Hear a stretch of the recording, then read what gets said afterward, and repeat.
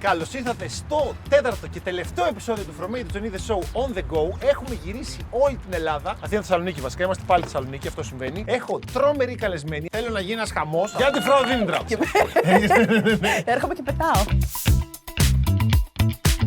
Το όνομα σου? Αλεξάνδρα. Γεια σου, Αλεξάνδρα. Μου έλα πιο κοντά. Είμαι Νιώβη. Γεια σου, Νιώβη. Βάλια. Γεια σου, Βάλια. Γεια σου, Βάλια. Γεια σου. Άρη με Γεια σου, Άρη μου. Γεια σου, Άρη. Χάρηκα. Δήμητρα. Έχει, ναι, τι φέραμε. Είμαι λίγο ανταγωνιστική, έχω θέμα με αυτό το πράγμα. Ωραία, ανυπομονώ να δω τι θα γίνει. Να σου πω κάτι, δεν μπορώ να το ανταγωνιστώ. Είναι Πραγματικά πριν καν ήταν πάρα πολύ καλό. Λίγο πιο γρήγορα, Ταχύτητα, λίγο ναι. ενέργεια. Νιώθω που δεν χρειάζεται ταχύτητα. Θα πω και θα κερδίσω 30%.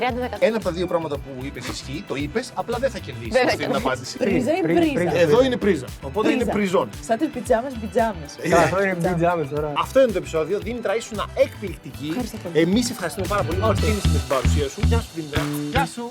Αντίο.